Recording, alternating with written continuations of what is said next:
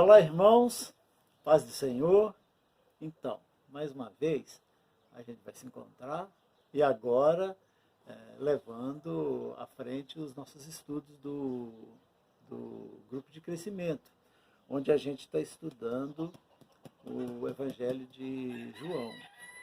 E hoje nós vamos ver um texto que está lá em João 9 e fazer uma reflexão sobre aquilo que Jesus ensina.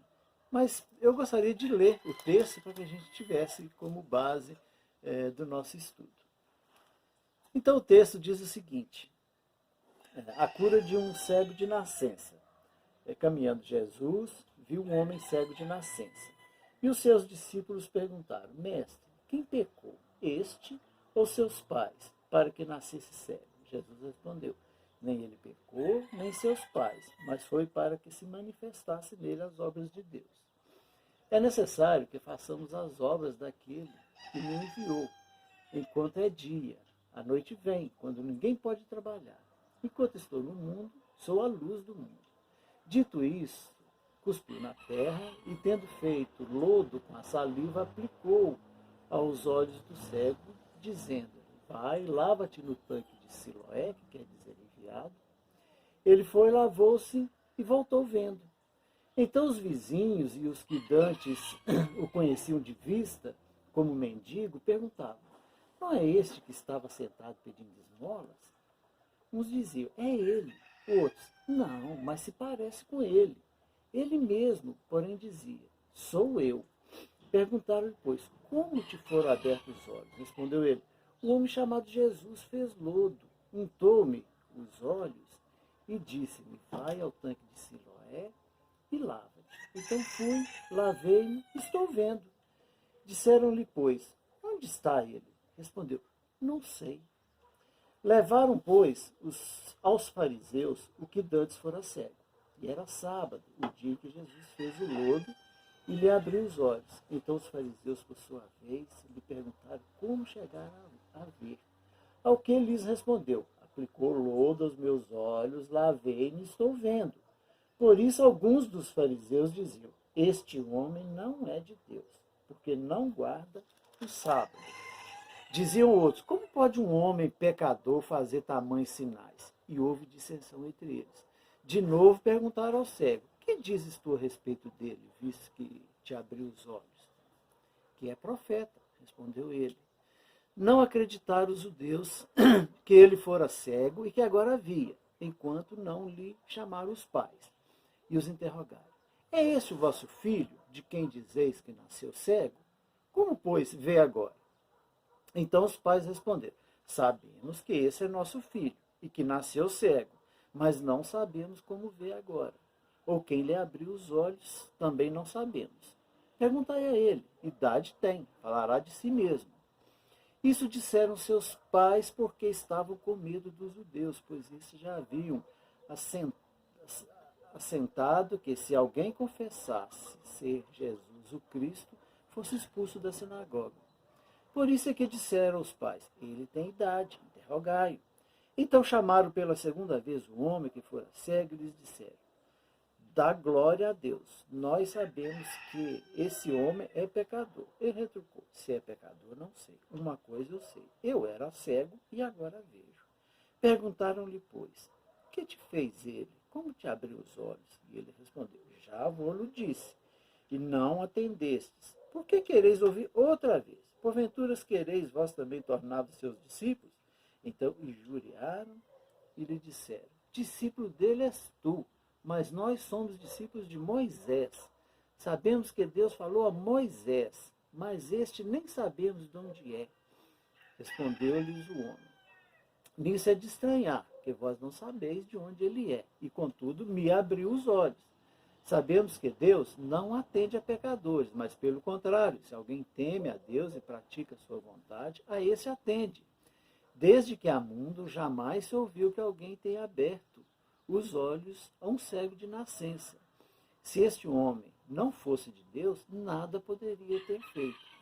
Mas eles retrucaram: tu és nascido todo em pecado, e nos ensina a nós, e o expulsaram.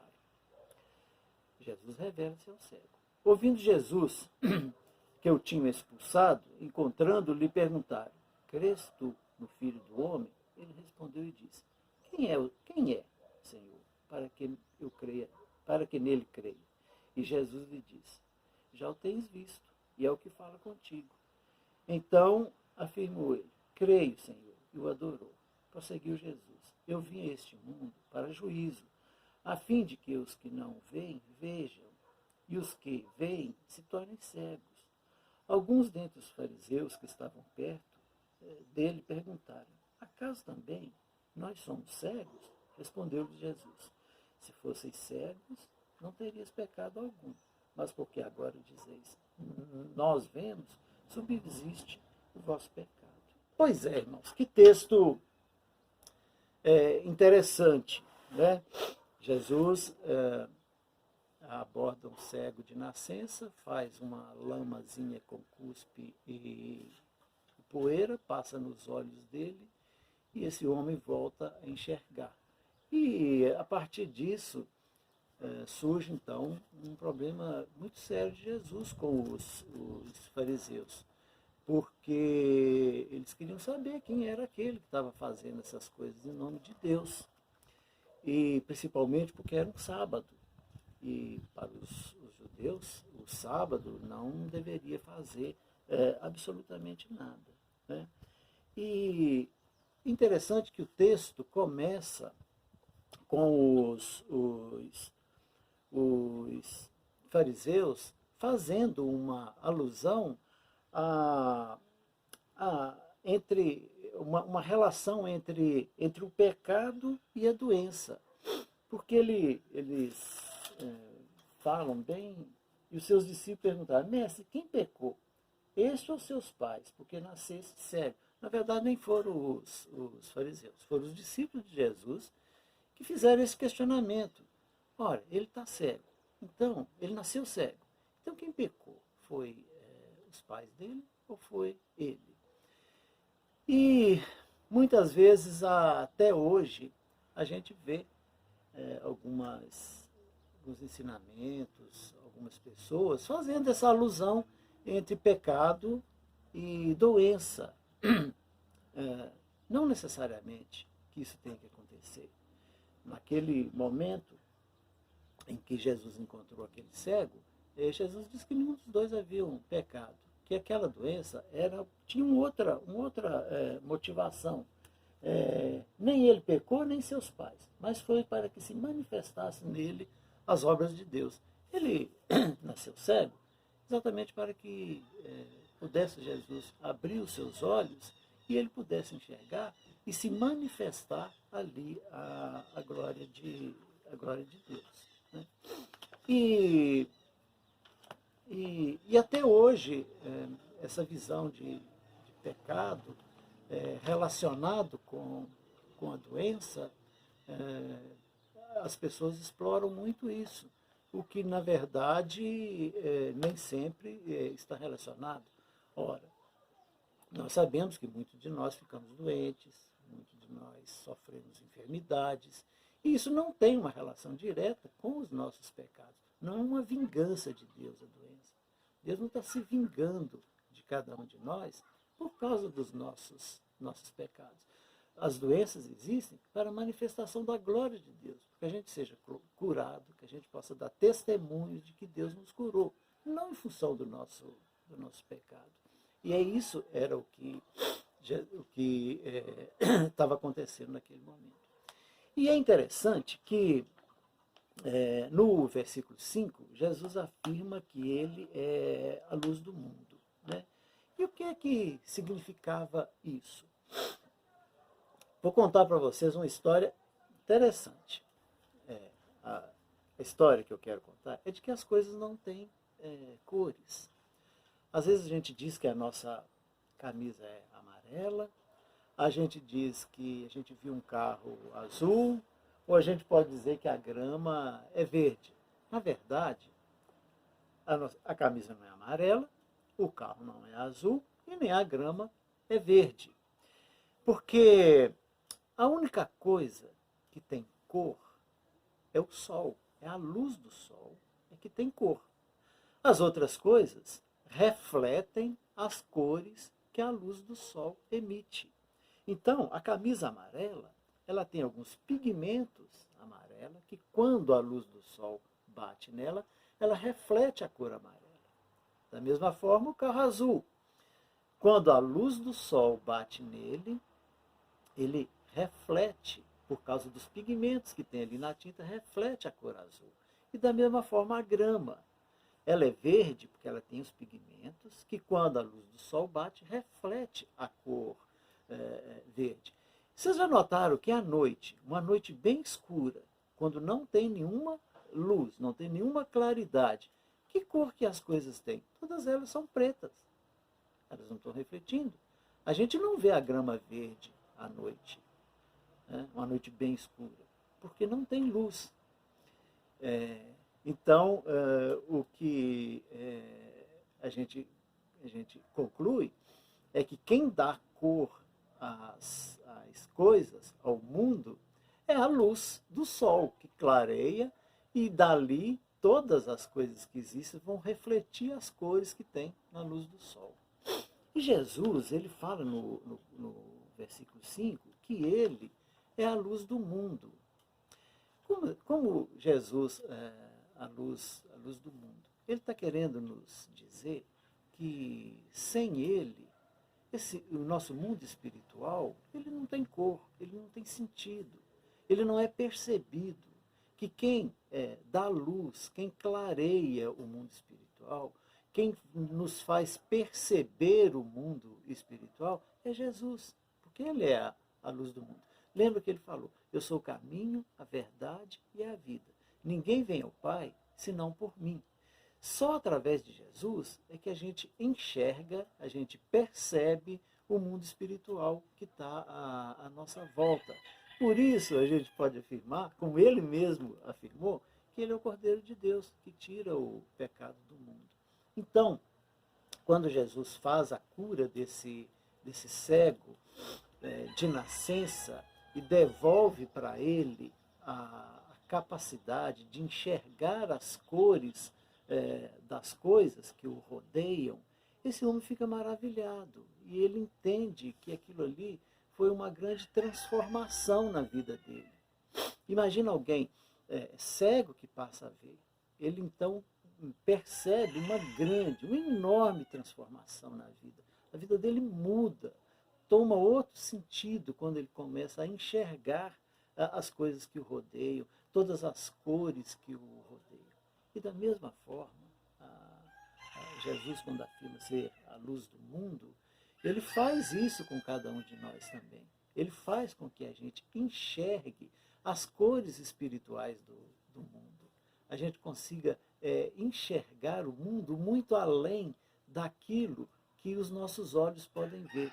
Lembram do texto que diz que nem olhos viram, nem ouvidos ouviram, nem chegou em coração humano aquilo que Deus tem preparado para aqueles que o amam. Que são essas revelações espirituais que somente Jesus pode nos dar.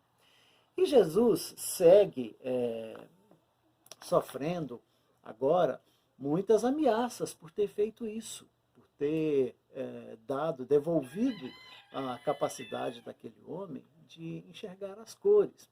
As autoridades da época, os fariseus, e eles começaram a questionar, quem é Jesus? Quem é esse aí que acha que pode fazer isso? Inclusive, eles ficaram muito bravos porque Jesus fez aquilo exatamente no sábado. E eles tinham o sábado como um dia quase que intocado. E ainda mais quando Jesus pegou a saliva e a poeira e passou nos olhos desse homem. Jesus não podia ter feito isso. No sábado não era dia de fazer isso. E essas autoridades, eles queriam impedir que Jesus, ou queriam desclassificar Jesus como Deus por ter feito aquelas coisas, exatamente por ser no sábado. E hoje em dia, muitas vezes, nós sofremos essa mesma pressão. Quando Jesus é a nossa luz da vida espiritual, a gente também sofre para negar a Jesus. Quantas vezes nós somos confrontados com a nossa fé, nós somos às vezes humilhados por causa da nossa fé, exatamente porque nós dizemos que Jesus é a luz que faz com que a gente enxergue as coisas espirituais importantes para a nossa vida. E naquele momento Jesus também estava passando por isso. E é muito interessante que quando eles, digamos assim, apertaram aquele cego, o que ele resumiu foi que ele disse: olha, eu não sei, eu só sei que eu era cego e agora vejo. Com a gente é a mesma coisa. Às vezes eles perguntam: mas como é que você se converteu? Como é que foi a sua conversão? Eu não sei. Eu só sei que eu era cego e agora vejo. É a mesma coisa com a gente. Agora a gente vê, a gente deslumbra, a gente enxerga aquela esperança de vida eterna, aquela esperança de salvação que antes a gente não enxergava. Haviam coisas tão óbvias que a gente não via, que a gente não enxergava, mas foram abertos nossos olhos espirituais. É isso que Jesus faz. Ele abre os nossos olhos espirituais e a gente passa a enxergar coisas que muitas vezes vão confrontar os valores desse mundo, vão confrontar as pessoas, vão confrontar a sociedade. E a gente às vezes vai ser até mal visto por eles, porque a gente enxerga, a gente diz e a gente faz coisas que somente por causa dos nossos olhos espirituais que foram abertos é que a gente consegue ver. Esse milagre de Jesus, ele confrontou aquelas pessoas naquele momento. E até hoje ele continua confrontando a sociedade de um modo geral.